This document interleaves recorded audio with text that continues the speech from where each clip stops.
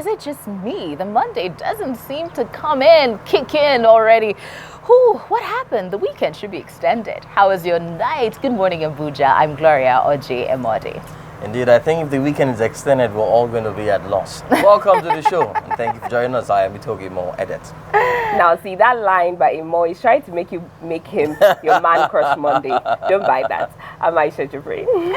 Anyways, it was a lot of funfair yesterday in Kano as Lamido Sanusi, the second the Emir of Kano, came home to a hero's welcome.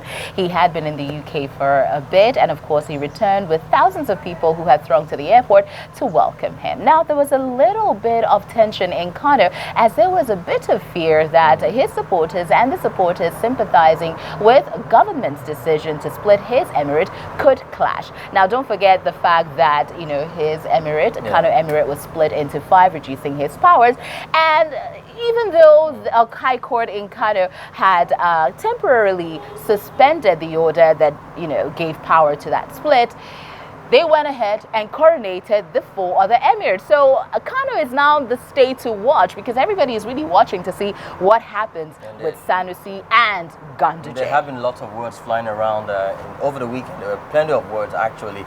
We also hear that the governor gave Sanusi 3 options, which he feels if he doesn't want a split in the emirate, he then can resign as the emir, which I think may not happen.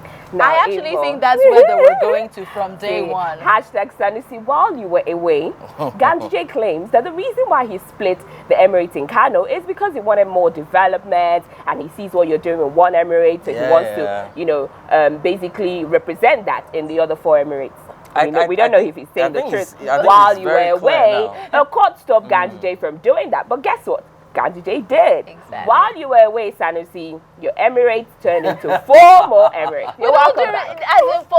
With all due respect, darling, you're just doing guluma. As in, yes, as if it does not tell him, I will tell him. I'm surprised that he's using the fact of development, as an issue here in the split of the emirate. But you should hit the nail on the head. With all due respect to both of you, I have had conversations with experts pro and against this, and there are 2 sides to this story. There is a possibility that, development is required in all the other 4 emirates. I've spoken to people. That's why he's a governor, Gloria. That's why they have a local government chairman. That's why they have a councillor. Are you pro Sanusi? No, I'm not. But I'm telling you the fact. I am also if you have a governor, you have a local government chairman, you have a councillor. It is happening already. Yes, it is already happening. The timing is suspect, but it is happening. It is happening. Are you pro Sanusi? Anyway, the Labour Congress, will be storming the Labour minister's house in protest of a fallout they had in the course of last week.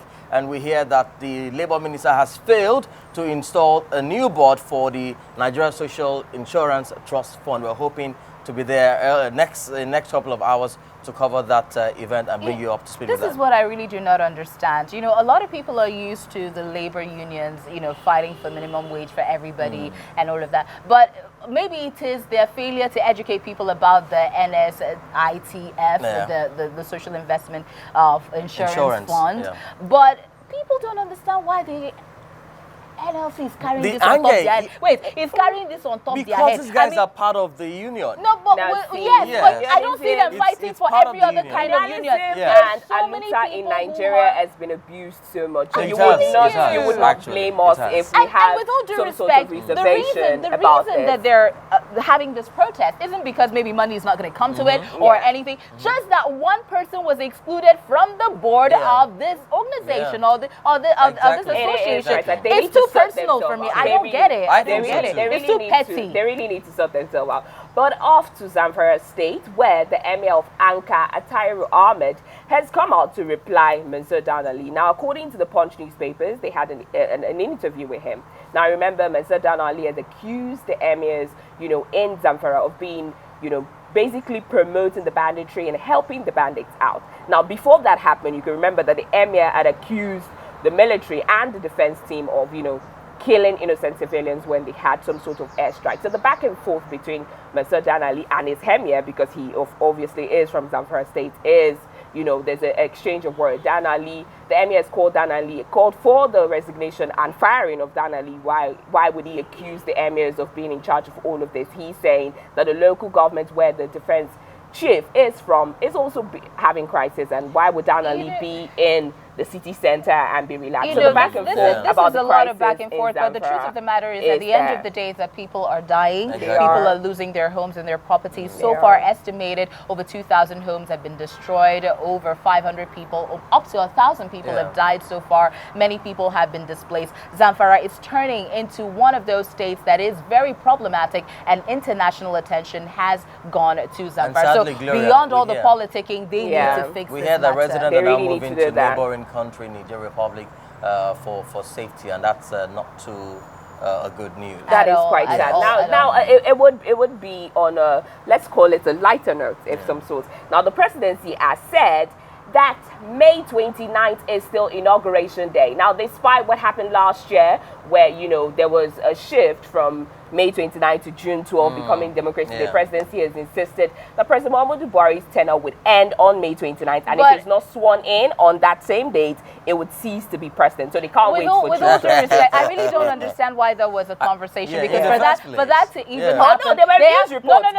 No, there were news reports, but you know, we can sensationalize things as much as we want, but the Constitution has stated when handover should take place. Now, I really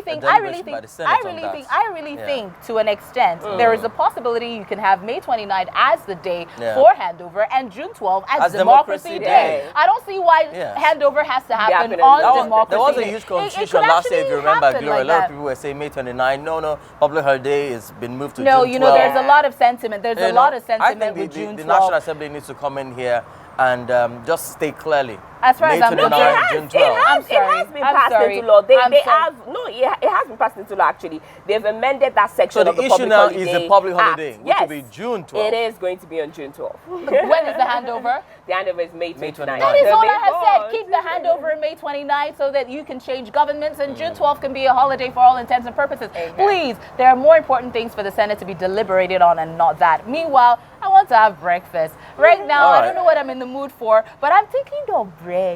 I don't even know why.